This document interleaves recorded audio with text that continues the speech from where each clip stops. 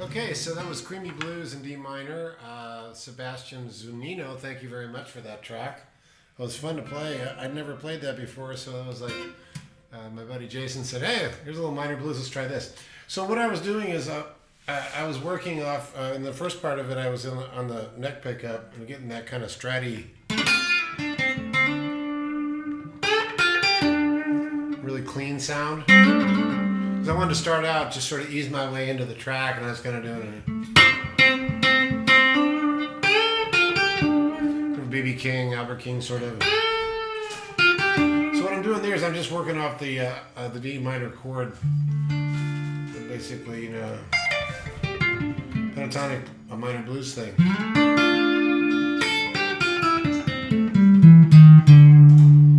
And so I'm basically hanging out at that point. I'm hanging out right around the 5th fret, and I'm kind of using the color of the chord because I already know that it's a 1-4-5 minor blues. So it's D minor, then it goes to a G minor, back to a D minor.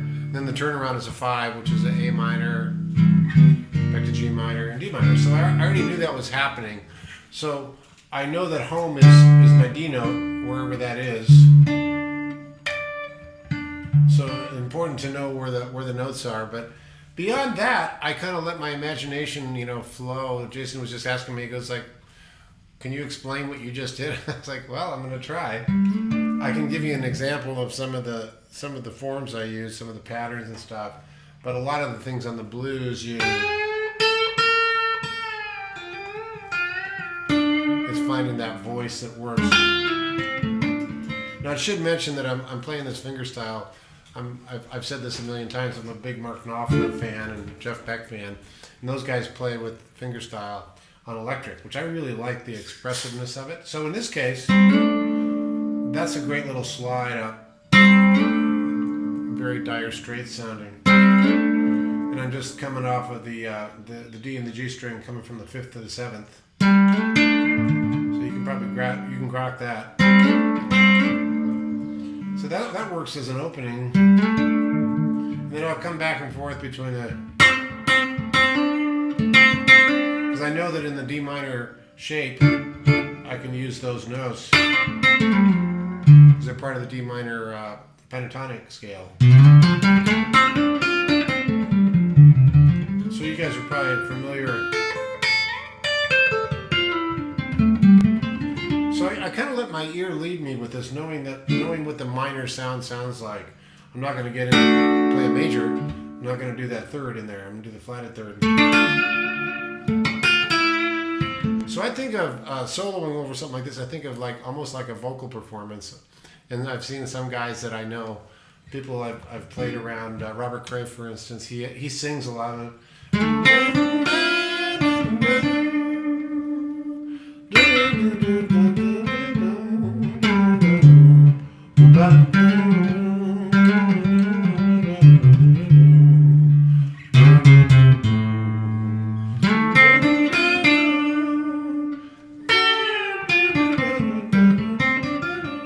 I think that's not a bad thing to do. Is at least I've heard it said many times by great soloists. People, how did you come up with that solo? And they think, well, I think in terms of how would a blues singer sing it.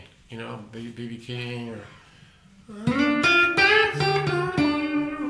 Look up for me. Not a bad way to go. Because ultimately, I think when we're playing leads, especially in the blues, we're trying to, get emotional with it. We're trying to tell a story. So if you come off of this little slide in, you're kind of making a statement, right? You get the. And then when I come off of this note, that's obviously a B.B. King kind of. And back to the 1. And then when you get to your 5, you got a choice. You can either hit your 5 note if you want to establish that, which I did, I believe. I went into a. And then you can go chromatic walk down. So in the beginning of the song, I'm not ready to go hog wild yet in terms of going up on the high register. I like to establish a groove first. So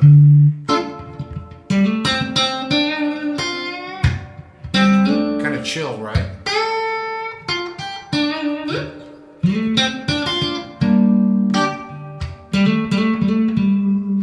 Going to the G note. Or you can just stay in the D mode. You don't have to make the change. You don't have to go to the G note. You can, it's an option. Back to the D. You can stay right in this little spot here.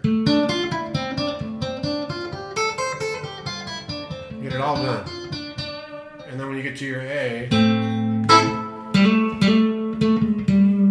the D string there, just A note, 7th fret, flat, to the G, 5th fret, and back to your D. So that's when the first few stanzas I kind of just stuck around here because this feels like home to me. I don't want to get into. I'll say that for later. So I did that. Another thing I did, which I tend to. When I want to change it up a little bit, and if I'm still staying in the neck position or the off neck position, in this case, the out of phase, I'll sometimes do an octave.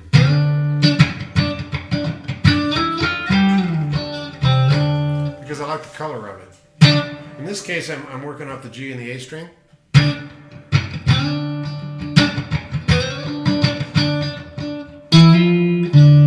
kind of has a really just a different sound to it.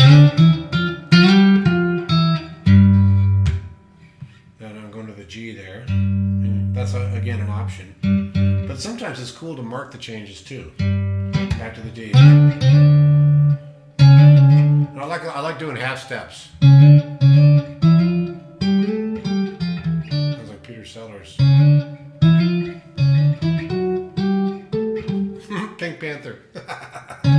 So I'll sometimes do that when I've been playing single notes for a while. Now I want to get fatter.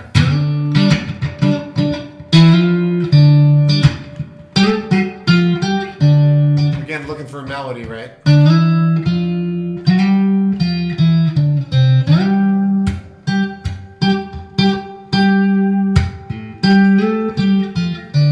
to the 1.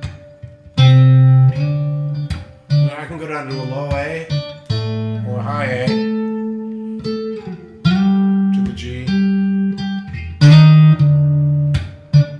Kind of a raga feel. Eric Trucks, who does the Indian scale a lot. So the idea is to mix it up a lot if you're playing in the blues. Now the next thing I did, you probably heard, and I probably overdrove this thing, and hopefully it's okay, but I went down to my bridge pickup, which is quite a bit louder, because I was getting more aggressive. And at that point, I can go up to this position of D minor, which is... Now you're probably familiar with working off of that position. If you're not, it looks like this. You know, you got your D minor chord up here, you got your D minor here. The thing that's cool about this is you can do that kind of Claptonian. Again, it's working off the minor pentatonic, and then of course that becomes a blues scale when you add that note. The chromatic walked on.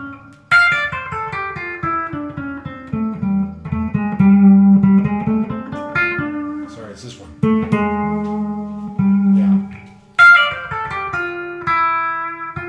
So the thing about what I'm doing in there is when I'm here, again, I'm telling a story. I'm playing arpeggios, but I wanna try to bend the notes. And this is, I was watching a John Mayer thing the other day where you're saying, you know, it's supposed to be slightly out of tune. You know.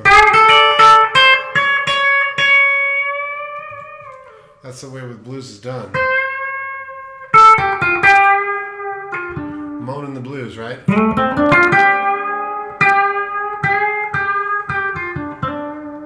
It's not supposed to be perfect. It's supposed to bend and sway and moan. And so I mentioned that because when I'm playing a chromatic thing like this, I'm working off of this box thing. But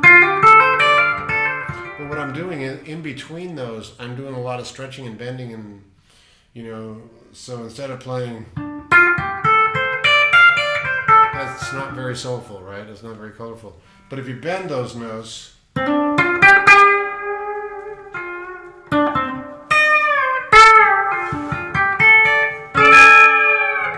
colorful with it.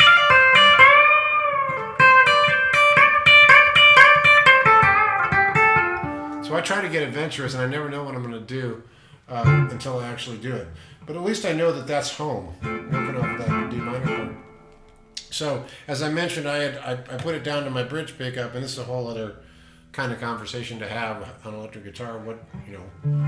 What sounds like what? You listen to the difference here when I go from this pickup, very stratty, right? Very Knopfler.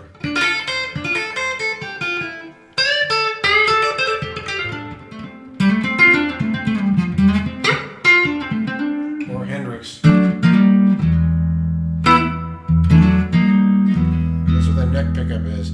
The out of phase is slightly different again, but this one's really got that chicken picking. You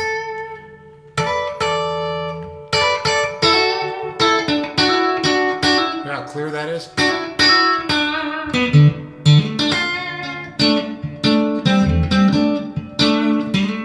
So I love the articulation of that, but there comes a time in the song where I want to get after it. That's where I'm going to come down, either down here or here. That gets really gnarly. And there's a place for that. You might want to roll off the treble a little and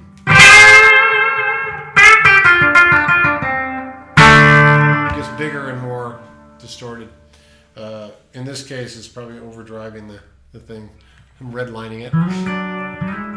But I was watching a Beatles special last night, and Paul McCartney was saying, yeah, the engineers in Abbey Road were freaking out. You're redlining it. They go, we want more red in the song. We like it. So, in this case, so that gives you an example of where I'm going on this 1-4-5. I'm trying to think of what else I did. Oh, the other thing I did that was kind of cool is I used the tremolo, and I think you might have noticed it. I came in with like a, and again I'm spelling out the chord. G minor chord, back to a D minor. Sometimes I'll add some weird notes. It's a very police sound.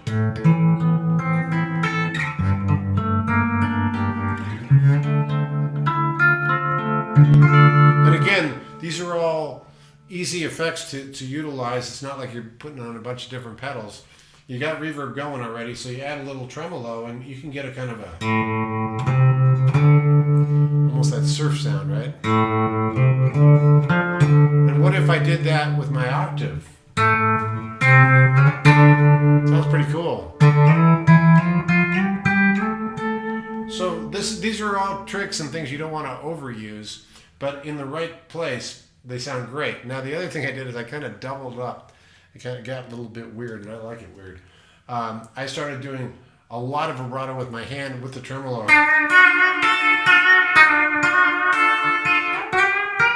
Speaking of the Beatles, that's kind of a different sound, but I like it. It reminds me of like late 60s Beatles.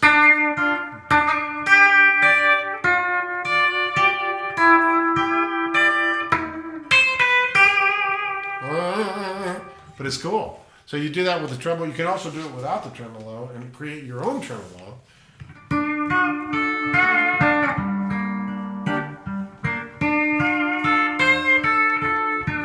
And I'm just doing wrist vibrato on that. My whole hand's moving. Kind of a cool technique, though. And again, it's a lot of this stuff is you don't want to get boring when you're playing. So if I start out with the Strat sound, that's great. I like it. Very nice. Then I want to get after a little bit, and I come down to my bigger sound.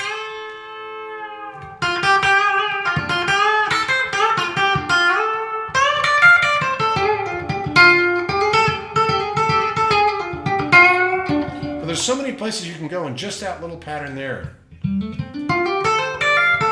You really can get you can get double stops. Another thing you can do is use your volume and get that.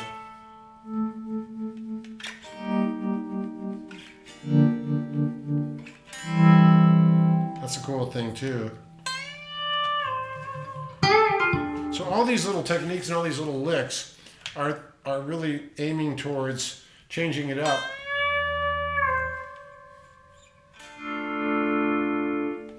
And so it doesn't get boring. Especially in the case of if you're playing instrumental all the way through like I was there, I'm thinking to myself, how am I going to take it out of this place and go to the next place? So what's really happening as guitarists or as musicians in general, if you're playing an instrumental tune, your instrument is taking the place of the voice. You know, you got to keep it interesting, make it rise, make it fall, make it dynamic, and then bring it back home.